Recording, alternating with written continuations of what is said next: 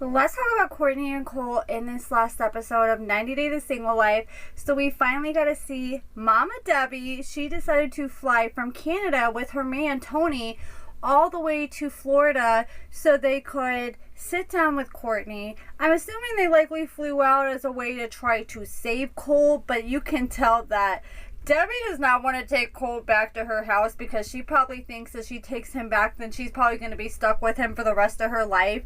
And she is, I think, enjoying her newfound independence after not having Colt constantly attached to her at the hip, especially with Tony and Canada. So she's trying to do everything she can to convince Courtney and her parents to give Colt another chance. So she sits down with Courtney and her parents and she's like, I'm so sorry for what Colt did. But the thing is, you apologizing for him does nothing. It's not fixing the situation.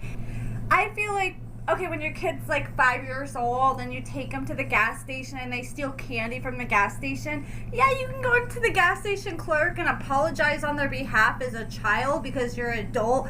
But Colt is a 40+ year old grown ass man. I think he's like 40 plus at this point, or he's pushing close to it. So at this point, his mother cannot explain away his behavior, especially when he's made the same mistake over and over again with multiple females. If he really loved Courtney as much as he did, then he wouldn't have any other female on his radar right now. And even Courtney was like, I feel like Debbie enables him, that he can just do whatever he wants, and Debbie feels like if I apologize hard enough for him, that's just gonna make everything okay. But again, like I said, I just feel like Debbie just doesn't want to have him move back in with her, and she knows that's what's gonna happen if she doesn't push Courtney and Cole back together. And she's like, Debbie said, oh, well, Colt feels like if you guys were together for a few days, then everything would be fine. But yeah, that's just Colt trying to manipulate the situation because he knows if he's face to face with Courtney, then Courtney will get attached and then hopefully forget about everything. And even though she may temporarily forget about things for a few days,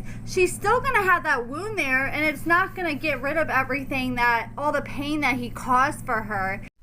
I knew Colt was manipulative, but I never realized truly how much until this season. You can tell that he just wants to get Colt away, or get Courtney away for a few days, because I think he feels like her parents are pushing her to stay away from Colt. And I'm so glad she had her parents involved with this, because I am scared if she did not have her parents to hold her accountable, then she may have already given Colt another chance by now. But I feel like he just wants to get her away for a few days so she doesn't have her parents' input, and so he can try to love bomb her for a few days and be hyper attentive and romantic and helpful for a few days, and then so he can hope that this new positive memory is going to bury this betrayal. And then if they get another fight and she brings it up again, he can be like, well, baby, look, we had such a wonderful few days, why are you bringing this up now?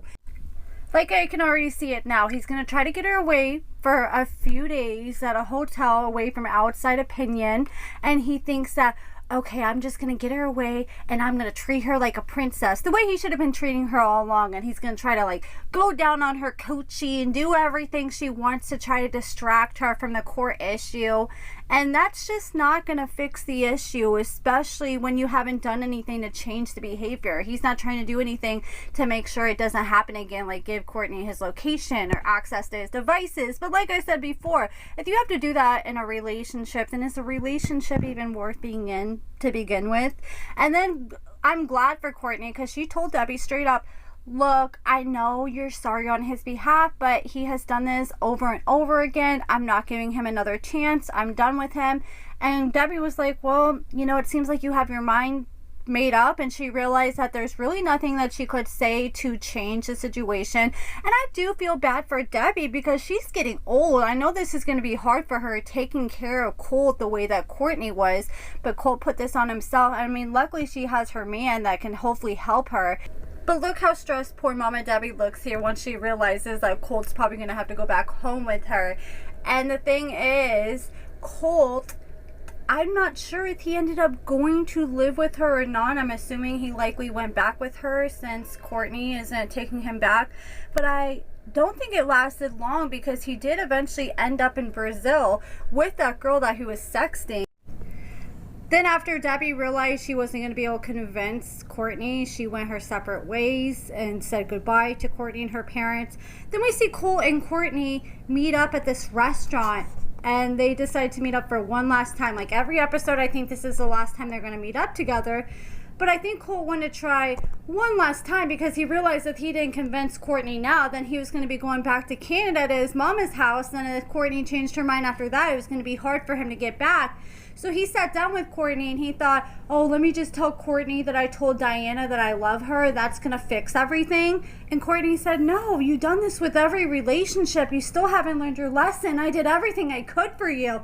And she was not willing to give him another chance. She said, nope, I'm done. I made up my mind.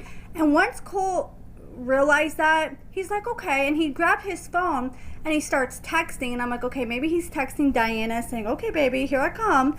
And even Courtney was like, dude, what are you doing on your phone? And he said, I'm calling myself an Uber because there's nothing to fix. There's nothing else to talk about. And Courtney was pissed because it took her 30 minutes to drive to this restaurant just for them to have a 1-minute conversation. As soon as Courtney shut Colt down, he sat there and wanted to leave. They could have had this phone call, or they could have had this conversation over the phone and could have saved Courtney gas and time. But I think Colt did this on purpose because he wanted to manipulate Courtney once again. He knows that he can play on Courtney's feelings like he did when he was trying to struggle in that wheelchair the last time that they met up. So he meets up with her, and when she says no, he wants to act like he's leaving. And I think he does this on purpose because he wants Courtney to chase him because it makes him feel like he's wanted. It gives him that external validation, which I can tell is a huge problem with Cole. I think that's one of the reasons why he continues to talk to other women, not just because he wants to, get his package wet, but also because I think he has low self-esteem, so he wants to always seek external validation from other people. But yeah, he's trying to do this like push-pull relationships style where he's gonna pull away from Courtney, and he thinks that Courtney's gonna freak out and be like, oh my god, I'm gonna lose him, and she's gonna panic. So she's gonna want to pursue him because she realizes if I don't hurry up and make a decision before he gets in that Uber, then I may never see him again. I think he's trying to get her to rush and make a decision so she doesn't fully think through what she's about to do. And I just think it's so manipulative. It should be the other way around. She should be the one calling the Uber, and he should be the one chasing her and trying to show how much he cares instead of the other way around. And that's why I feel like he really doesn't feel as bad as he's leading on, or he's really not as sincere as he's leading on, because he still wouldn't be playing these emotional mind games with her if he wasn't. But that's it for this video, guys. Let me know what you guys think about everything in the comments below, and thank you so much for watching.